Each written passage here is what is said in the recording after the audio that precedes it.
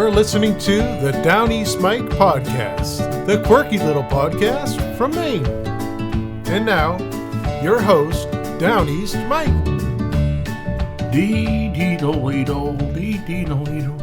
Good morning, everybody. This is Downeast Mike. You've found the Downeast Mike podcast coming to you live, somewhat live, from way down East Maine, down on the rock-bound islands amongst the fog and the wind and the onshore breezes and the evergreens and the spruce and the birch going up the shore. No flowers yet. It's snowing this morning. We might see spring, I don't know, but it's April 1st. This is Downeast Mike, episode 82, news and commentary for Saturday, April 1st, 2023. We were told we had a little woodshed, taken to the woodshed moment by Frank Norwood, and said, he was like, you need to be more businesslike, none of this fooling around. This podcast needs to be serious. A category, unfortunately, was categorized early on as comedy. It's never been funny. It's never been about the yucks. It's always been about serious history. Our motto here is, some of it's whimsy, some of it's true, and the interpretation of it all is entirely up to you. We also like to ask, did you know that the Downeast Mike podcast contains no mean words? Just wholesome goodness from Downeast Maine, a historical, literary, auditory candy store. And we also asked, did you notice the bells on the door as you came in? In today's episode, we have an icebreaker freeing a blue whale, April 1st, 1976. A break-in at Lake Chickawaukie on this day in 1976. It's always good to have some crime news. Sabattus fights a cougar, and that was in 1871, a story you don't want to miss. We have the illness of the instant and an honorary Maine mammal of the moment, the Hoofed-Footed Marsupial. He's a great little critter, and you're going to like to hear that story. Let's go to the world and international headlines first, just to get started here, if you're just getting up and about. Awful tornadoes across the country. Let's get to what's our first headline here. 5 killed and dozens others hospitalized as tornadoes tear through South and Midwest. Just deadly storms. There are 43 tornadoes overnight. And those poor people just obliterates everything when those storms come through. Senator Fetterman has been released from Walter Reed, and he's returned home. Body of a missing 2-year-old was found in an alligator's mouth. The mom was stabbed. I don't know what that story's all about. We probably won't look into it too much. Taiwan leaders visit to U.S. seeks to project strength in amid Beijing threats. 2 men were stabbed in Queens. Some of this is not really big news. Stocks bounced back this quarter, but it's too early to celebrate. Anything else? The Army reveals identities of 9 soldiers killed in the Kentucky helicopter crash. And let's look at the main headlines for today. If you're just getting up, Saturday, April 1st, we have a trans youth rally across Maine on Transgender Day of Visibility. The state restricts wood movement as the emerald ash borer infestation spreads into central Maine. We found one of those in a stump last year. Boy, they're an ugly looking little critter, the ash borer. Another headline related to that, the invasive tree bug prompts an expanded emergency order across central Maine. And what else for Maine headlines? The Shake Shack is not coming to Maine. That's too bad. I was looking forward to getting a shake this summer from the Shake Shack. I go back to New York to get one, I guess. Masthead, Maine is looking at exploring the sale of 30 newspapers. There was an interview with him. Jill Biden is visiting Maine next week. She's going to go to Portland, apparently. And anything else in Maine that we see that's exciting? The Maine legislature approves a $10 billion budget. I know where that's going to come from. I'm going to help out with that when I do my taxes this weekend. Our imaginary illness of the instant today is called regular regret, brought to you by the Pine Tree Tar Company. Regular regret infects probably 1 in every 10 Mainers, depending on the day. And a simple dose from the Pine Tree Tar Company will fix your issue with regular regret. Some of the symptoms of regular regret are recurring throughout the day, regretting something that you did or didn't do.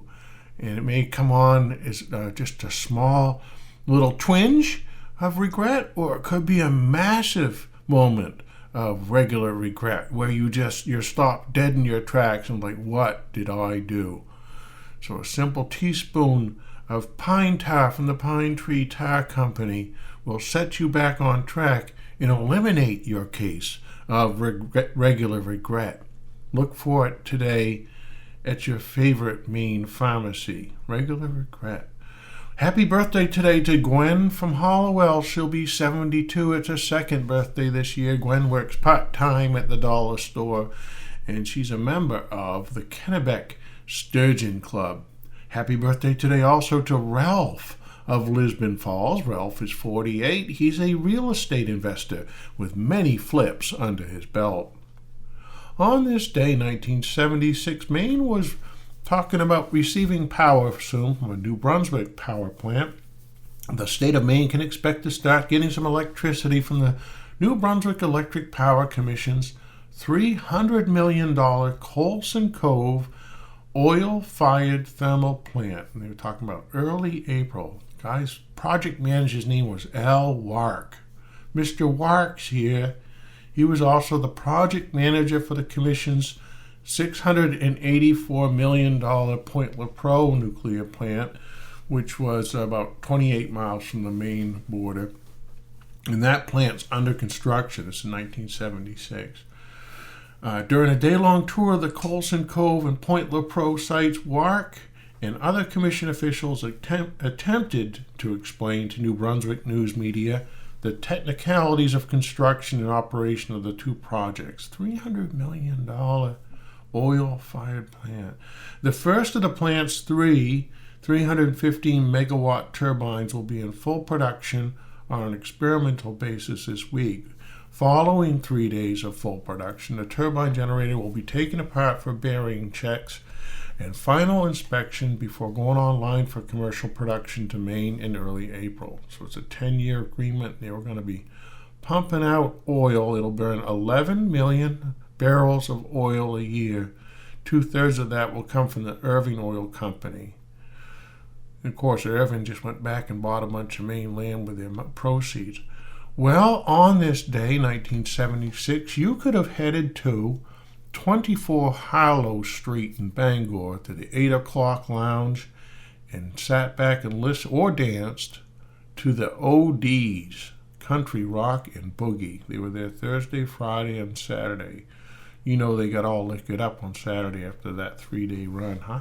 John Gagan's Roundhouse, now appearing through Saturday. Sage, 8:30 p.m. to 12:30 a.m. They were a duo. They had long hair and mustaches and acoustic guitars. It looks like he's got a capo on. They're both playing a C chord, so they must have been like, let's hit this chord. That was at the Penobscot Inn across from the auditorium. Ample free parking from Dutton Street. I can tell you that in Bangor, Maine, you never have to look for a parking spot. There's always lots of parking. Here was a letter to the editor on this day. To the editor, I believe I have discovered an excellent way to increase the level of remuneration, there we go, for deserving employees of the state of Maine without reaching any further into the pockets of the taxpayer, whose pockets are fast getting to the threadbare stage. This is in 1976 he wrote this. This can be accomplished by trimming some of the unnecessary state employees who have to hide because they don't have enough to keep them busy, namely some of our fine state policemen. Several days ago, while traveling down east in the Whiting area on a stretch of road wide enough and straight enough to be a freeway, and in a very deserted area with not a person or a house in sight for several miles, no traffic whatsoever, on a perfect weather-conditioned day in bright sunshine, I was suddenly blue-lighted by a state police cruiser coming out of hiding from an old woods road. I received a summons for going 65 in a 50-mile-per-hour zone. To my amazement, instead of one trooper out there in no man's land, there were two troopers, sitting enjoying the woods and the sunshine, lying in wait, well hidden, to trap their helpless victims. I don't know if they were taking turns or just keeping each other company in the lonely woods. Are we asked to shell out more money in taxes to support an effort such as this? I am guilty. I have broken the law. I have made my contribution to the Machias District Court. But if we are going to be asked to help support this kind of nonsensical action, count me out. That was a letter to the editor, 1976, April 1st, from Ron Booker. He sped and he admitted it, but he was quite upset about it. Here's another letter to the editor regarding Joyce Seymour's letter of the 18th concerning the tax on gas hogs. I recall that Ms. Moore called small cars torture chambers. Being an owner of one of these economy machines, let me tell you of the various tortures I have endured. I have had to put up with front-wheel drive. Because of it, I have pushed many status symbols out of snowbanks, and I don't have a good excuse to be late for work on snowy days. This was back when they said front-wheel drive was good in the snow. It's really not. I also have to put up with gas station attendants who give me dirty looks because all I want is $1 worth of gas a day. Yes, 30 miles per gallon is sheer torture. This is America, Ms. Moore. You have every right to drive an overstuffed, gas-guzzling luxury bucket, but don't look down your snoot at people who have efficient automobiles. I'm just writing for the day when dinosaurs, which get 9 miles per gallon, smother in their own obesity. Until that day, Ms. Moore, I shall continue to fold myself into my overgrown shopping cart and love every minute of it. David Evans. I read that whole letter thinking that was a woman wrote it, but it was David Evans. Icebreaker helps free blue whale. This is out of St. Andrews, Newfoundland. You can just see the icebergs. A Canadian fisheries icebreaker Saturday helped to free a 62-foot blue whale, which had been trapped in pack ice for over 5 days. A fisheries officer, Wilson Kettle of Port aux Basques, Newfoundland, made the arrangements for the rescue from a barge with the aid of icebreaker Sir Humphrey Gilbert. That's one of those icebreakers you can almost picture like the big mustache on it. Fisheries employees carefully wrapped a cable, I bet they did, around the 30-ton mammal's tail as it lay grounded in 5 feet of water. The whale was towed slowly for about 2 miles and was released in 50 feet of water. I can see one with a measuring tape, huh? The young blue whale, which appeared weak and exhausted from its 5-day ordeal, or like me after working all week, remained in the vicinity for 2 days following the rescue.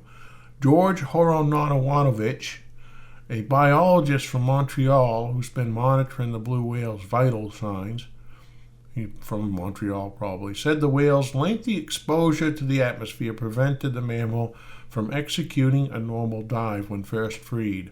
Our scientists really don't know for sure, but it's a widely held belief that the long exposure to the atmosphere temporarily disrupts the whale's ability to control its buoyancy. The whale's 75-foot female companion had freed herself Friday as winds in the area moved the drift ice further offshore. Operations were begun Wednesday to flesh a third blue whale, which was found dead at Highland, Newfoundland, a coastal community 20 miles north of St. Andrews. That's kind of sad. They're going to ship the skeleton to the Smithsonian.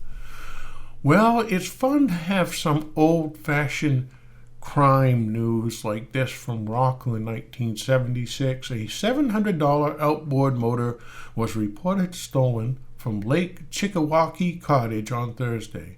Ruth Stevens reported the theft to police when it was discovered on Thursday. A padlock on the cottage was forced open, police said. Also, Geraldine Roberts of Cottage Street reported to police that a side window on her car was smashed during the night. The car was parked outside her residence. A Rockland fisherman, Jack Sproul, also a Knox County Sheriff's deputy, reported to police that a tape deck and a dozen tapes were taken from his lobster boat moored in the harbor. Also, a skiff was damaged on the shore. The skiff, valued at $165, had a hole smashed in its bottom, police said. No value was placed on the tapes or tape player. Jack would like to get those tapes back. We know that. And there was a telephone crackdown. New England telephone companies considering a crackdown on what it considers illegal extension telephones, despite a FCC ruling that appears to indicate the phones may be legal. Under the crackdown program, which has been underway for 2 years and now is centered in Newton, the company monitors the lines of residential customers to see if they have installed extension phones not issued by NET. Kind of spooky back then that they knew when you had plugged in a different phone. We found this story and thought it was somewhat relevant. George Hale, Bangor broadcaster, has been named Maine Sportscaster of the Year for 1975, recently announced by the National Sportscasters and Sports Writers Association. Hale, 44, has been associated with WABI radio and TV since 1953. He's still on the air today, folks. He began reporting on and broadcasting sports events for the station in 1957. He's a native of Cleveland, Ohio. He graduated high school in New York and from the Radio City Radio School. He was a paramedic with the U.S. Navy during the Korean War.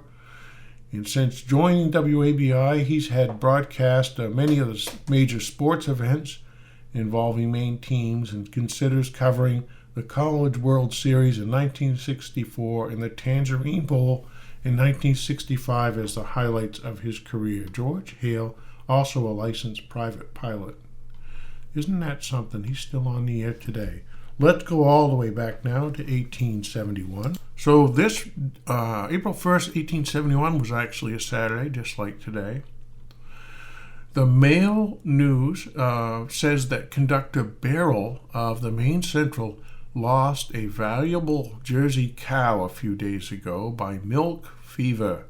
This disease is quite prevalent in the state this spring, and an observing stock grower suggests that its prevalence is due to the fact that an unusually large amount of corn has been fed this winter. He suggests the proprietary of a change in the feed of cows as they near the period of calving, lessening the amount of meal or discontinuing it altogether and substituting roots, etc. He also thinks it well to give a liberal dose of salts and perhaps a little saltpeter, and that was a calcium deficiency. News out of Cumberland, the Bridgeton News, says that Mrs. Washington Bray of Naples Village has a double scarlet fuchsia that has attained in 3 weeks the extraordinary growth of 55 inches. She has also a large collection in many varieties of choice and beautiful flowers. We learned yesterday the Maine Flower Show is canceled. They said they're never going to have it again, which is kind of sad. The Argus reports that it's been a day or two since a woman in Portland stepped into a liquor shop, purchased and drank a glass of liquor. It is said that she did so to save her husband's taking the poor debtor's oath, he being in jail on a debt in favor of the illicit trader. After she had paid for the liquor, she demanded with considerable fire the release of her husband, and the crestfallen dealer did so as an alternative to the liquor seizure and persecution. A little girl was run over in the street Friday, had her leg broken, and an inventive individual proposes to the city government of Portland to put up a grating on the ledges of the city building to prevent the pigeons from roosting there. He wants $300 for his grating. That's a lot of money to keep the pigeons at bay. News out of Bryant's Pond, Harriet Wyman died March 26 as the result of the exposure and freezing endured a few weeks since by wandering into the woods while partially insane. Out of Rumford, the Register says the ice went out on the old Androscoggin River at the center on the 22nd. And the 24th, the ferry boat was put in and heavy teams crossed on Saturday the 25th. There is fear that the ferry is considerably damaged on account of the mud and sand being washed in or carried in by the ice near the south shore and in the middle of the stream.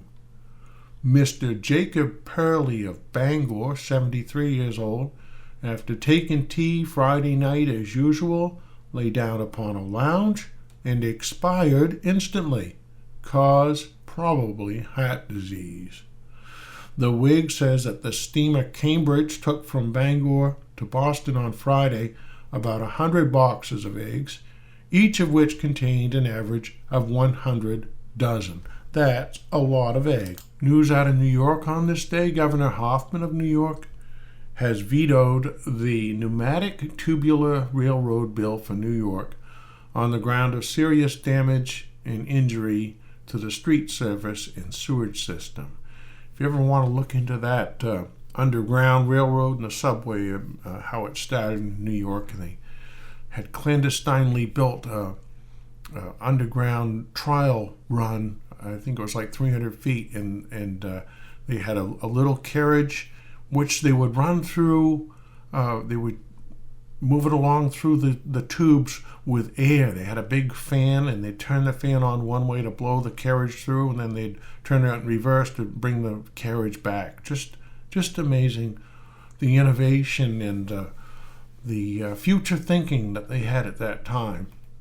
All right, here's a story about Sabattus. Sabattus Point over there, remarked old Huey, as we rode leisurely up the Penacowassee Lake one night last fall, a fine September evening with the harvest moon looking up over the eastward ridges. Sabattus Point, said I. Now, Sabattus is down near Lewiston, for the folks that don't know.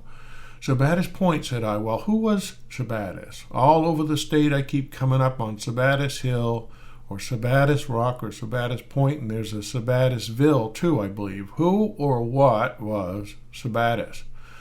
We were that evening starting off for a fortnight's hunting and trapping in the townships above, and the story of this old wanderer of the forest seemed a fitting preface to the wild scenes we were entering on, coming as it did from the lips of old Huey Oliver, much of whose life has been passed in the wilder sections of the state.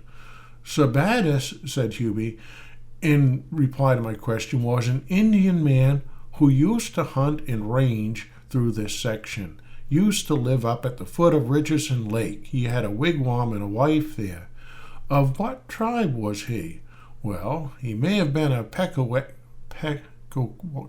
it's hard to say, possibly. I think I've heard him say so. But he came from up Canada way, was born up there. Canada Indians, we always used to call them. Well, that's kind of generic. You knew him then? Oh, yes, I remember him well. He used to be around here as late as 1820.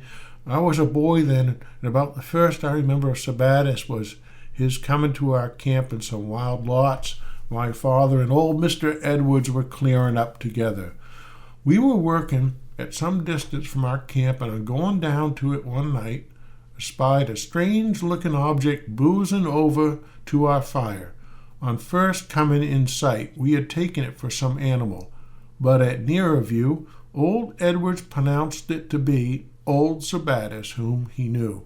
The old fellow was on his way up to the wigwam on the Richardson from a visit to the settlements to dispose of his furs, and was about as drunk as he could well be and go. But he had contrived to knock over a hedgehog. Now, at the time they called hedgehogs, or called porcupines hedgehogs. At the time he had contrived to knock over a hedgehog, which he had brought on his back for several miles. So Sabattus knocks over a porcupine, puts it on his back, in such a plight as he was now in, for the quills had gone through his blanket and fixed themselves into his back in 100 places. Father and Edwards worked over him all that evening with an old pair of pincers and pliers made of split sticks, trying to pull them out. But a great many of them had already gone in too far to be got out, and the old chap carried them off with him the next morning. Now, a hedgehog's quill will keep moving and going on in the flesh in the direction it entered, and there was considerable room for conjecture as to how the dozen or 20 already beneath his skin would turn with him. Father was of the opinion they would work through and into his lungs and heart, but Edward didn't believe anything could kill the old man. Well, some 3 weeks later, after, who should we see coming in the night but Sabattus, bringing us a fine quarter of deer. The quills were then just coming out on his breast. They had either gone clean through him or else around him under the skin. He declared, however, what we could easily believe, that the sensations had been creeping and horrible to the last degree. The boys were always coaxing him to tell his adventure with the catamount, in the recital of which his peculiar language and gestures offered a great fund of merriment. As nearly as I can recall, the story was like this. Sabattus, with his dogs, 3 in number, had been hunting along the banks of the Androscoggin River, when one day, just after having brought down a moose, and while he was skinning it, with his dogs looking on, a catamount sprang down from a treetop, and seizing one of his dogs, leaped back with it into the tree. All Indians, as is well known, have a superstitious dread of the cougar, and instead of shooting at the creature, Sabattus made off with his remaining dogs, and went a day's walk up the river before venturing to stop or hunt again. But the panther had followed him, and a few evenings after, as he was sitting by his fire with his dogs lying by his side, down came the fierce beast, and with a horrible growl pounced upon another of his dogs. In the dim light of the darkening forest, the trembling hunter discerned its glaring eyes flashing from the treetop as it tore and ate the poor dog. Therein Sabattus fled, and this time put a 2 days' walk behind him. But he had scarcely begun cooking his supper on the evening of the 2nd day, when for the 3rd time the catamount came springing down and snatched up poor Grip, his last dog, and ran up the trunk of a large rock maple. This was coming pretty close. There were no more dogs to stand between him and the monster. Sabattus no run, as he used to tell it. Sabattus no run this time, no good run. Sabattus turned next. He must either kill the catamount, or the catamount would kill him. He raised his gun, but for a long time his shaking hands refused to take aim. At last, resting it across the root of a fallen tree, he got it a little steadier, still muttering, as he glanced along the wavering barrel. Sabattus turned next. Sabattus turned next. But the old chap's hands must have been pretty tolerably steady after all, for he wounded the creature fatally too with the first shot, and after watching his dying agonies for a long time, at length had the satisfaction of seeing him stretch out stiff and stark in death. It is rare that an Indian boasted of the charms of his wife. Sabattus was a little given to that weakness, however, and if tradition be true, old Winona was deserving of his pride. To have rated any woman more beautiful than Winona would have been to give mortal offense to Sabattus. Whatever her charms may have been, she had beauty's love for ornament, and during her life had collected quite a quantity of jewelry, all of which was buried with her at the foot of the Richardson. The spot has since been dug over for rods around by woodmen in the hopes of finding it, but nothing has ever been discovered save a few steel traps. One little shaggy, red-haired Scotchman, after digging and nuzzling about there for several days, went off in great wrath, exclaiming, "They'll be with him, but he did believe the old jade carried it through with her," whatever that means. After the death of Winona, Sabattus abandoned his wigwam up at the lake and for a long time wandered about homeless. But as years crept over him, the infirmities of age and memories of the past took him back, and the old wigwam was rebuilt. Here for 9 years he lived along with Paugus, his dog. and during the last 2 years he is said to have been wholly blind. But ere his eyesight had entirely failed, he had stretched lines of bark from his wigwam to the spring, and also to several points along the lake, where fish could be caught, and from these blind fisheries and occasional partridges and rabbits run down and brought to him by Paugus, he still continued to support life. For during all these years the faithful dog stood by him and watched over him in his blindness. And now comes the most remarkable part. The whole story is pretty remarkable. Sabattus had a son living somewhere in Canada where he didn't even know himself, but this one had since visited him at the lake, and Paugus had seen him, and during the second year of Sabattus's blindness, the dog, seemingly mindful of his master's infirmity, left the wigwam and, traversing a wilderness of 200 miles into Canada, went about from town to town till he found his master's son, whom he sought by every means in his power to induce to go back with him. But the young Indian did not recognize the dog, and repeatedly beat him and drove him away. Paugus then returned to his master, but a few weeks repeated the trip, although with as little success as before.